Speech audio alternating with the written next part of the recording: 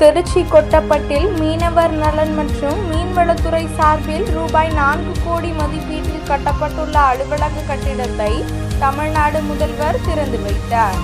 திருச்சி கொட்டப்பட்டில் மீனவர் நலன் மற்றும் மீன்வளத்துறை சார்பில் ரூபாய் 4 கோடி மதிப்பீட்டில் கட்டப்பட்டுள்ள துணை இயக்குனர் மண்டல அலுவலகத்துடன் கூடிய பயிற்சி மைய ஒருங்கிணைந்த அலுவலக கட்டிடம் திறப்பு விழா இன்று நடைபெற்றது. இதில் தமிழ்நாடு முதலமைச்சர் மு.க.ஸ்டாலின் காணொலி காட்சி வாயிலாக இந்த அலுவலகத்தை இன்று திறந்து வைத்தார். இதனைத் தொடர்ந்து திருச்சி மாவட்ட ஆட்சியர் பிரதீப்குமார் கலந்து கொண்டு குத்துவிளக்கேற்றி கட்டிடத்தை பார்வையிட்டார். இதில் மீன்வளத்துறை மண்டல துணை இயக்குனர் ரவீந்திரன், மீன்வளத்துறை செயற்பொறியாளர் ராஜ்குமார், திருச்சிராப்பள்ளி வருவாய் கோட்டாட்சியர் அருள், மீன்வளத்துறை உதவி இயக்குனர் குமரேசன், அரசு அலுவலர்கள் உள்ளிட்டோர் கலந்து கொண்டனர்.